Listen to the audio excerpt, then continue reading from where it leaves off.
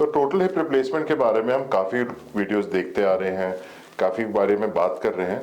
सो आज मैं जिस बारे में बात करने वाला हूँ, इस what are the common questions जो एक पेशेंट मेरे से पूछता है बिफोर द सर्जरी। तो नमस्कार, मैं हूँ डॉक्टर गौरव खेड़ा।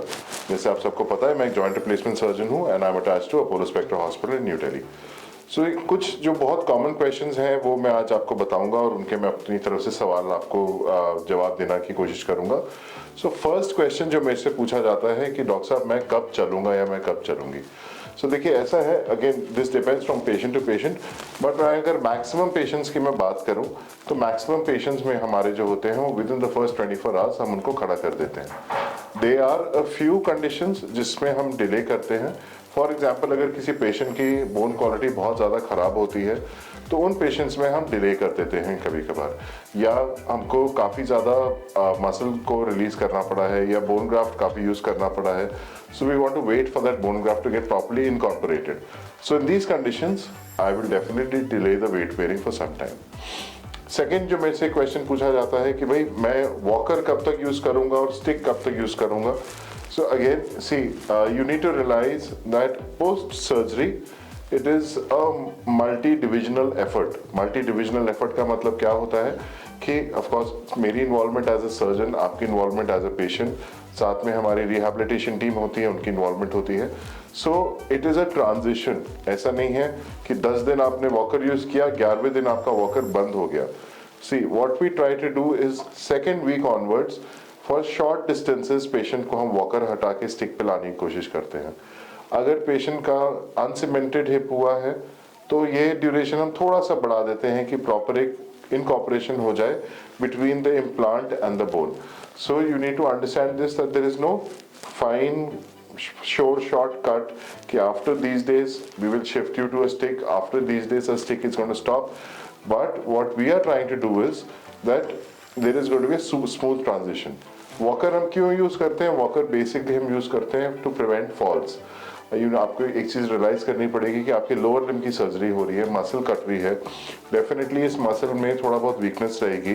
ये मसल जो है आपकी जब तक प्रॉपर इसकी फंक्शनैलिटी नहीं आती तो मूवमेंट में फॉल होने के चांसेस रहते हैं। So the advantage of a walker is कि walker prevent these falls. Why not a crutch? Crutch is inherently more unstable as compare to a walker. Stick हम कब तक यूज करते हैं? जब तक you don't feel that you are stable enough. So stick ना से छोड़ने का जो ट्रांजिशन होता है वो टोटली पेशेंट के ऊपर डिपेंड करता है। देन एक कॉमन क्वेश्चन में से पूछा जाता है कि भाई ब्लड चढ़ेगा नहीं चढ़ेगा। Again I personally avoid giving blood transfusions जहाँ तक हो सके। नॉर्मली बहुत ज़्यादा ब्लड लॉस अगर नहीं होता तो हम ब्लड ट्रांसफ्यूजन नहीं करते। आज की डेट में टोटल हिप रिप्लेसमेंट एक ऐसी सर्जरी है जिसमें हमारा इंसिजन का साइज छोटा हो गया, सॉफ्ट टिश्यू कटिंग छोटी हो गई, ब्लड लॉस वो कम हो गया, तो ब्लड ट्रांसफ्यूजन जनरली हम सर्जरी के बाद नहीं यूज करते। फिर एक सवाल मेरे से पूछा जाता है कि भाई मेरा इम्प्लांट कितना चलने वाला है। Now this is a very common myth. Lot of people से कि भाई इम्प्लांट 10-15 साल ही चलेगा। नहीं, ऐसा नहीं होता।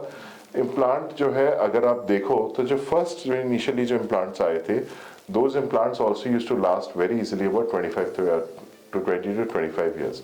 आज की डेट में हम जो इम्प्लांट्स यूज कर रहे हैं, अनसीमेंटेड इम्प्लांट्स यूज करते हैं, हमारे बेरिंग सर्फेसिस चेंज हो रहे हैं। For example ceramic on poly bearing surface आ गया है, metal on poly bearing surface use करते हैं। These implants tend to last longer.